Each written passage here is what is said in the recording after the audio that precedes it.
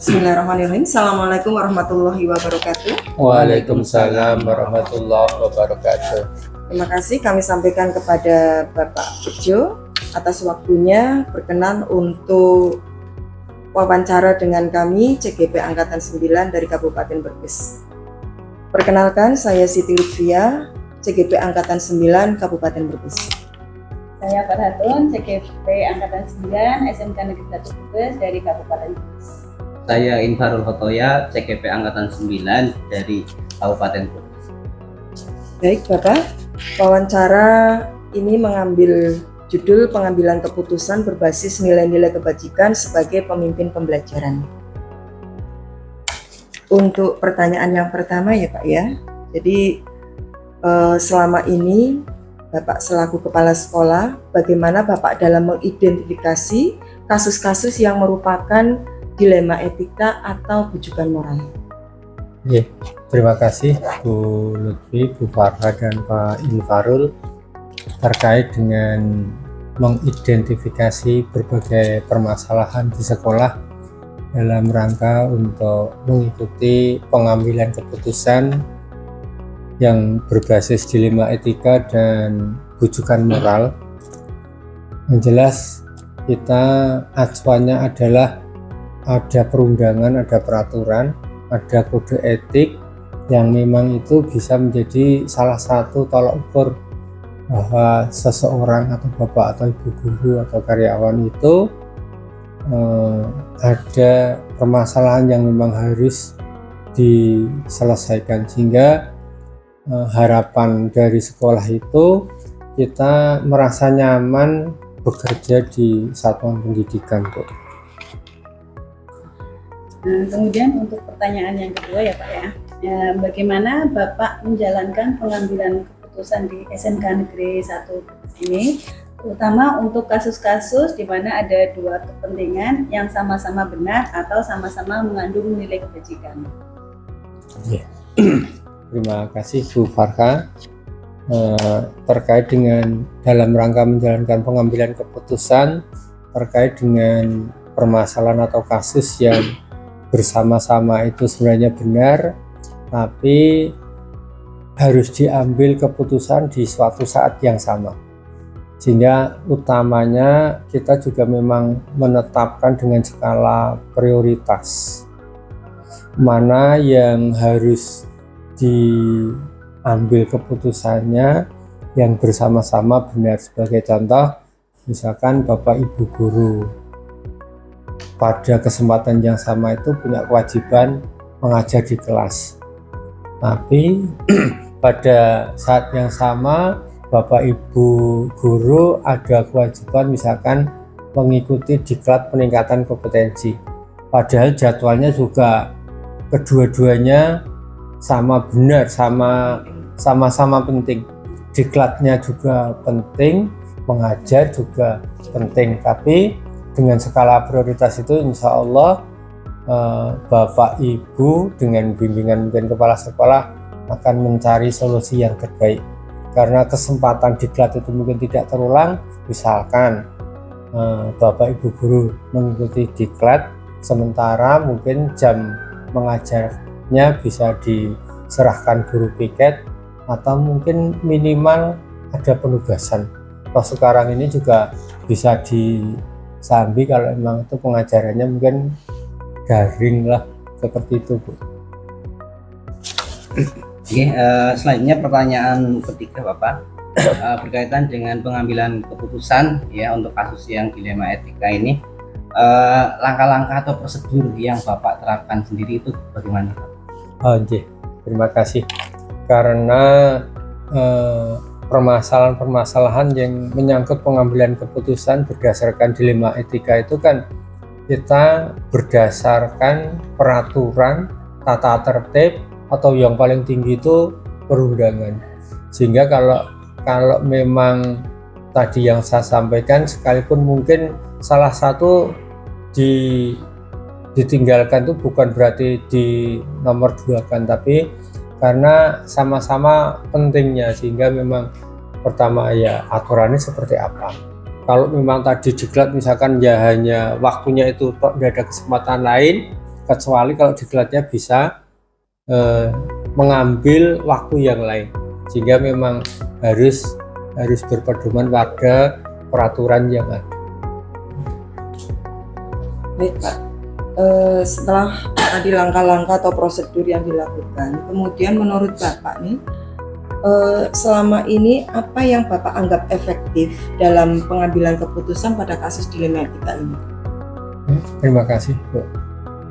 Karena memang kedua belah pihak itu sama-sama sudah mengetahui ya langkah efektif pada umumnya yang kami diskusikan bersama dengan orang yang punya kepentingan, itu kami kembalikan ke yang bersangkutan, tapi dengan memperhatikan peraturan yang ada, sehingga sekalipun dia itu melangkah, mungkin ada salah satu, apalagi kalau saatnya misalkan tadi diklatnya harus di luar kota, kalau memang itu ya dengan segala risiko.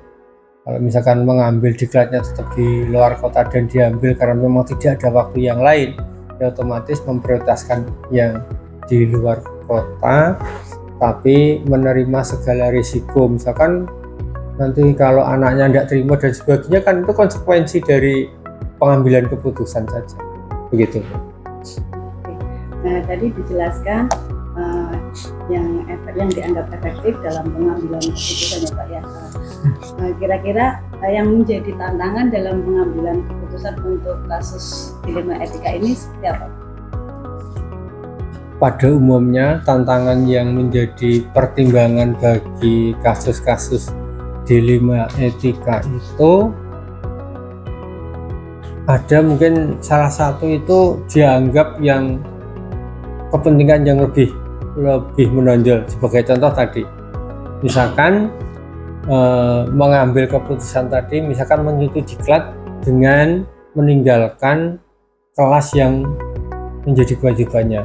Nah, kalau yang bersangkutan itu mengutamakan diklat, ya tantangan yang nanti memang harus dilakukan, apakah mungkin pembelajaran yang dilaksanakan itu harus pindah waktu. Ini kan memang perlu kesepakatan, sehingga tantangan utamanya adalah keteguhan hati bagi pengambil keputusan, guru dan kepala sekolah itu, tapi dengan memperhatikan jangan sampai nanti mengajarnya ditinggal begitu saja tanpa mengganti hari yang lain. Kalau saya sering melihat itu Bapak Ibu guru yang produktif itu, kalau memang ada tugasan di luar, biasanya dia minta kesepakatan dengan anak untuk melaksanakan pengambilan waktu yang lain, mengganti yang ditinggalkan, begitu. Selanjutnya gitu Pak, Ya.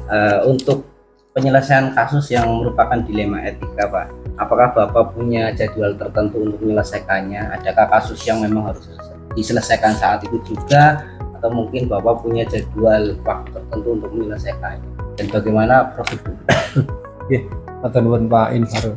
Pada berbagai penyelesaian permasalahan tantangan yang dihadapi yang kami hadapi terkait dengan penyelesaian dilema etika, memang kita melihat mana yang mendesak untuk diselesaikan dan mana permasalahan yang memang bisa diputuskan, diskusi, dijadwalkan di hari yang lain. Sehingga kasus-kasus yang memang mendesak ya secepatnya, lebih cepat lebih baik. Tapi kalau memang itu mungkin ada mengandung unsur-unsur rahasia, ya barangkali perlu dijadwalkan. Jangan sampai pada saat mungkin emosi diajak diskusi ya nanti malah ramai, sehingga itu hal-hal yang kayak gitu memang perlu kami jadwalkan melalui mungkin supervisi atau mungkin ya bincang-bincang bersama, dengan harapan memang kalau memang itu hal yang rahasia tidak mudah untuk dibaca oleh khalayak ramai gitu. Tapi kalau kasus-kasus yang memang mendesak, mungkin terkait sekarang ini anak-anak yang mungkin Bapak Ibu guru yang punya kasus, mungkin anaknya ada yang jarang mengikuti pelajaran dan sebagainya, itu kan memang perlu segera. Jangan sampai menunda-nunda, nanti malah berkepanjangan kehadiran anak yang memang tidak mengikuti pelajaran tertentu. Gitu. Baik Bapak,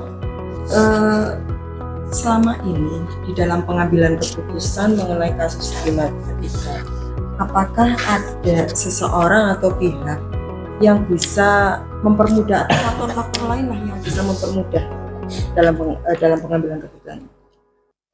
Ya, Kata nuwun Bu Lutfi. Terkait dengan faktor-faktor yang memang dalam rangka pengambilan keputusan, sekalipun namanya juga kepala sekolah, tapi pada umumnya kami juga mempunyai tim. Yang tim itu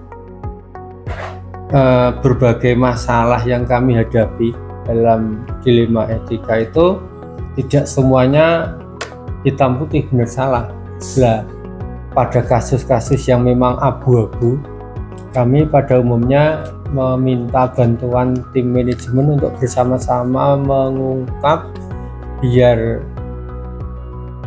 berbagai permasalahan itu tidak menimbulkan kebencian, tidak menimbulkan akibat pengambilan keputusan itu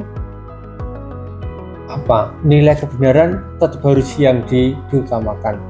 Jangan sampai dalam kasus-kasus tertentu kami minta tolong teman yang tadi yang sifatnya masih abu-abu itu pendekatan, karena bisa jadi seseorang itu menentang putusan yang diambil kepala sekolah itu pada saat dia memang mendesak mempunyai kepentingan lain yang memang harus diselesaikan. Sebagai contoh mungkin kepentingan keluarga, karena ini bagaimanapun kemanusiaan, belas kasihan itu tetap ya kami utamakan, ya bersama-sama bekerja di SMK 1 Bugis itu nyaman kedua belah pihak. Ini yang terakhir mungkin ya Pak ya. Dari semua hal yang telah Bapak sampaikan, pembelajaran apa yang dapat Bapak petik dari pengalaman pengambilan keputusan dilema etika ini? Terima kasih Bu Farha.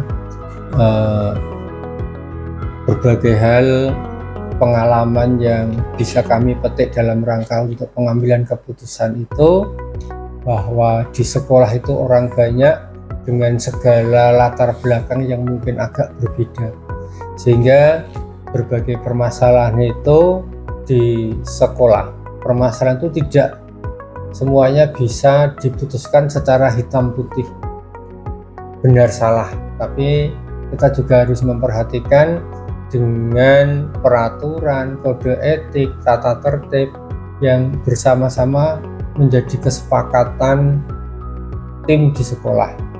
Sehingga kalau memang skala prioritas itu bukan berarti menomorduakan yang sama-sama benar, tapi semata-mata prioritas itu untuk mendahulukan yang mungkin lebih mendesak, mungkin lebih dampaknya kepada orang banyak itu lebih bisa dirasakan. Sehingga kalau pengalaman pengambilan keputusan yang seperti itu, utamanya skala prioritas itu dengan segala pertimbangan, aturan, tata tertib, kode etik, sehingga memang hal yang penting untuk diambil oleh seorang pemimpin itu ya harus memahami peraturan tadi, memahami tata tertib, memahami kode etik. Insya Allah pengambilan keputusannya tidak salah kalau seperti itu. Terima kasih Bapak atas waktu yang sudah Bapak berikan kepada kami untuk wawancara mengenai tugas demonstrasi konstekstual modul 3 di CGP Angkatan 9 ini. Terima kasih, kami akhiri. Assalamualaikum warahmatullahi wabarakatuh. Waalaikumsalam warahmatullahi wabarakatuh. Assalamualaikum warahmatullahi wabarakatuh. Waalaikumsalam warahmatullahi wabarakatuh. Selamat pagi Pak Deni. Selamat pagi. Perkenalkan, saya Farhatun dari SMK Negeri 1 Brebes, calon guru penggerak Angkatan 9 dari Kabupaten Brebes. Terima kasih atas waktu yang diberikan kepada saya. Saya diberi kesempatan untuk mewawancarai kepada kepala sekolah untuk tugas demonstrasi kontekstual modul 3.1, yaitu materi pengambilan keputusan berbasis nilai-nilai kebajikan sebagai pemimpin. Kebetulan ini saya yang pertama adalah mewawancarai Bapak, yaitu Bapak Dani Rumdani dari Kepala Sekolah SMA Negeri 3 Brebes. Selamat pagi Pak Dani. Selamat pagi. Nah, ini ada beberapa pertanyaan nih Pak nih yang saya ajukan. Yang pertama nih Pak, pernah nggak Bapak itu menemui dua permasalahan kepentingan di sekolah, yang keduanya saling bertentangan dan kedua masalah kepentingan tersebut adalah sama-sama benar atau benar versus benar, atau yang sering disebut dengan dilema etika? Bisa diceritakan permasalahannya apa itu Bapak? Ya, pernah. Misalkan permasalahan kepentingan sekolah dengan kepentingan keluarga. Sebagai contoh, misalkan ada guru yang pada saat itu harus mengajar di kelas, tetapi di sisi lain guru tersebut minta izin karena ada anaknya atau anggota keluarganya yang sakit. Nah, ini kan kepala sekolah berada dalam posisi yang sulit gitu ya, antara mengizinkan dengan tidak mengizinkan gitu. Guru mengajar ke kelas benar, karena itu dia dalam melaksanakan tugas negara. Seorang guru juga pada saat bersamaan harus mengurus keluarganya, benar juga kan.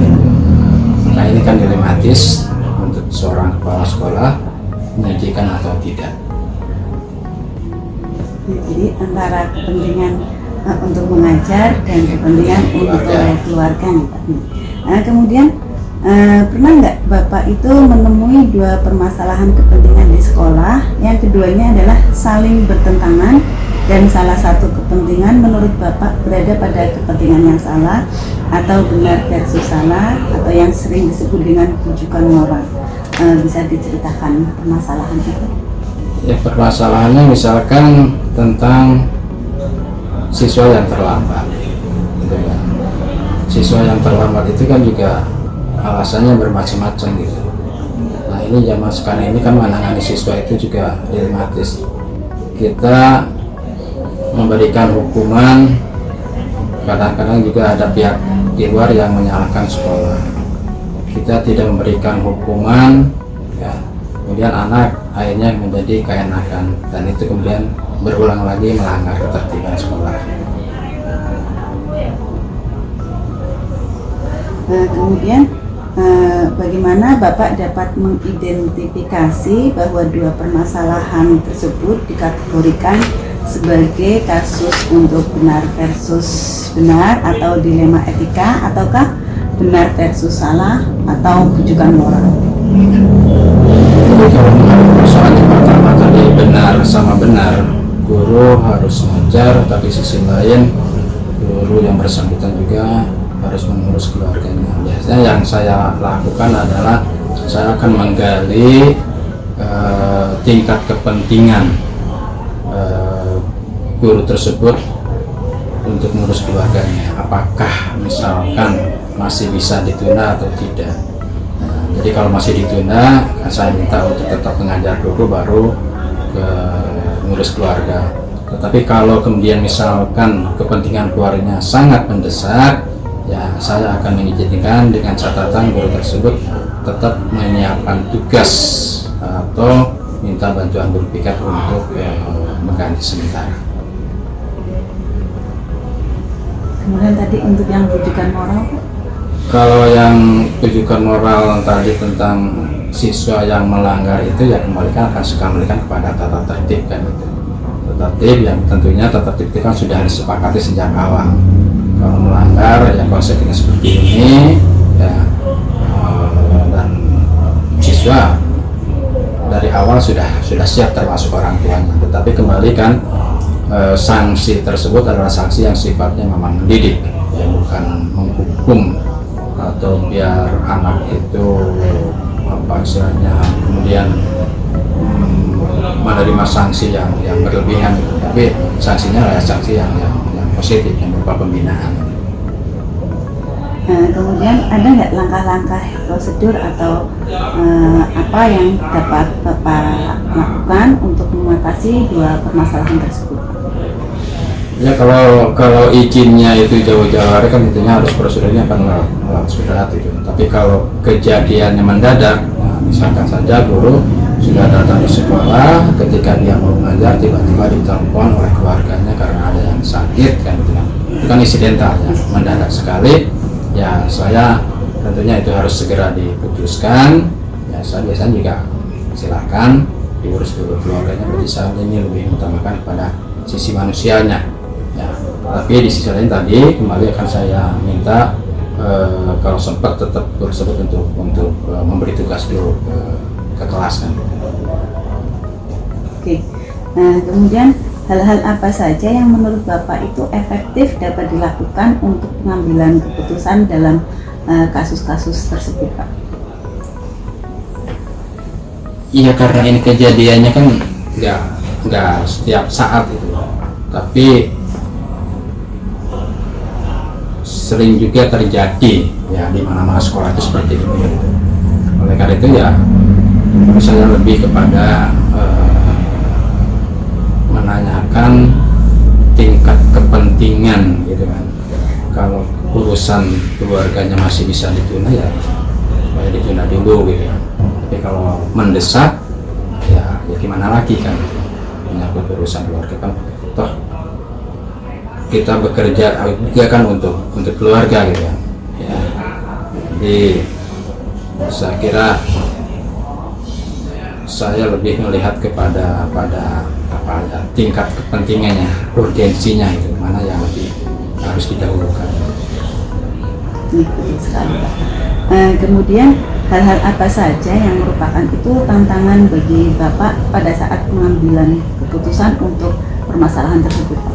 Ya tantangannya antara kepala sekolah itu antara melaksanakan aturan ya dengan kita mempertimbangkan rasa kemanusiaan gitu. Kalau bicara tentang aturan normatif itu ya guru tersebut harus ngajar gitu ya. Tapi berarti kita mengabaikan sisi manusianya, kemanusiaannya itu. Oleh karena itu prinsip saya ya sebisa mungkin tadi normatif tetap bisa dilaksanakan gitu tadi, meskipun dengan memberi tugas atau dengan minta tolong guru piket. Kemudian sisi manusianya dia harus ngurus keluarga juga bisa terlaksana. Jadi di sini harus ada kombinasi ya, ada antara kita menegakkan aturan dengan kita mengembangkan sisi kemanusiaan sebagai manusia yang tentunya juga punya kepentingan pribadi dan punya tanggung jawab terhadap keluarga. Intinya sisi kemanusiaan itu kita nggak bakalan tega ya Pak, Ya, misalkan mungkin terlalu mengekang guru kita ya. ini kan itu. Mana mungkin guru bisa ngajar dengan tenang ya, kalau saya paksa harus ke kelas sementara pikirannya itu ada di rumah memikirkan nasib anaknya, nasib suaminya kan gitu. Nah, kemudian nih Pak nih, apakah Bapak memiliki sebuah jadwal tertentu dalam menyelesaikan kasus dua kepentingan tersebut Pak? Kemudian apakah Bapak langsung menyelesaikan atau di tempat atau memiliki sebuah jadwal tertentu? Saya nggak ada jadwal tertentu, jadi tergantung pada keadaannya, situasinya ya. Kalau bisa diselesaikan saat itu ya saya selesaikan, tetapi kalau misalkan tidak bisa ya ditunda. Kembali lagi pada tingkat kepentingannya. Memang kalau segera ya harus segera, tapi kalau bisa ditunda ya kita tunda. Nah, kemudian untuk dua permasalahan kepentingan yang langsung diselesaikan di tempat tersebut itu bentuk atau prosedurnya seperti apa Pak? Ya biasanya kan guru yang bersangkutan menghadap saya langsung, ketika menghadap langsung minta izin, kemudian saya tanya alasannya kenapa. Kalau alasannya memang bisa dipertanggungjawabkan rasional, ya saya izinkan kan gitu. Tapi kalau itu sudah direncanakan sejak awal kan itu tetap harus prosedural dengan mengikuti aturan kan, mengajukan surat cuti lah kan gitu. Itu kan yang aturan. Tapi kalau yang mendadak itu ya biasanya itu insidental, insidental yang sifatnya ya mendadak dan harus segera diselesaikan. Intinya adalah komunikasi ya Pak ya. Nah, kemudian untuk dua permasalahan kepentingan yang misalkan ada penyelesaian terjadwal nih Pak nih, nah, kira-kira untuk bentuk prosedur penyelesaiannya seperti apa? Kalau yang terjadwal itu ya tadi, kalau yang terjadwal misalkan guru ada kepentingan keluarga, misalkan menikahkan, terjadwal kan, sudah direncanakan, itu kan pakainya aturan normatif. Tadi yang bersangkutan harus membuat surat izin untuk cuti kan, itu aturan. Tapi kalau yang sakit mendadak itu kan nggak prosedural kan itu. Nah, kemudian apakah Bapak mempunyai figur seseorang atau faktor-faktor apa saja yang selama ini itu membantu Bapak dalam pengambilan keputusan dalam kasus-kasus tersebut, Pak? Kalau figur nggak ada, tapi saya pada berpedoman pada ya norma yang berlaku. Norma itu kan ada norma ya hukum aturan, ada norma sosial, ya kan? Jadi bagaimana menyeimbangkan antara aturan ya yang sifatnya normatif dengan kita mengedepankan rasa kemanusiaan, lebih kepada pengalaman pribadi gitu. Pengalaman pribadi karena saya pun juga sama, suatu saat saya bisa melaksanakan tugas untuk sekolah dengan maksimal, tapi di sisi lain juga ada kalanya saya harus mengurus kepentingan keluarga. Nah, kemudian Pak nih, dari segala permasalahan kepentingan yang keduanya adalah sama-sama benar atau dilema etika yang sudah Bapak ambil keputusannya tadi ya Pak ya. Kira-kira pembelajaran apa yang dapat Bapak petik dari pengalaman tersebut Pak? Ya tentunya dari belajar dari masalah itu kita harus pandai membuat skala prioritas gitu.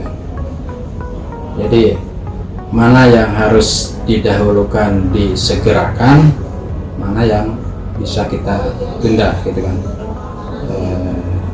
Itu mungkin pelajaran yang bisa saya sampaikan, bahwa kita itu ya mungkin prinsipnya itu ya gunakan 5 waktu sebelum 5 itu hilang kan gitu kan. Ya, gunakan waktu senggang ya semaksimal mungkin sebelum kita disibukkan gitu. Ya, gunakan waktu sehat sebelum datang sakit kan gitu. Jadi ya harus ada keseimbangan, prinsipnya keseimbangan ya hidup ini yang Oke Bapak, terima kasih sekali. Saya sudah diberikan kesempatan untuk mewawancarai bagaimana pengambilan keputusan untuk kasus-kasus atau kepentingan-kepentingan yang bertentangan di Pak nih. Mudah-mudahan wawancara kali ini bermanfaat buat kita semua, terutama buat saya yang masih belajar bagaimana cara mengambil keputusan yang berbasis nilai-nilai kebajikan sebagai pemimpin. Terima kasih sekali atas waktunya. sama-sama. Terima kasih. Assalamualaikum warahmatullahi wabarakatuh. Waalaikumsalam warahmatullahi wabarakatuh. Selamat pagi Bapak. Sukses selalu. Amin.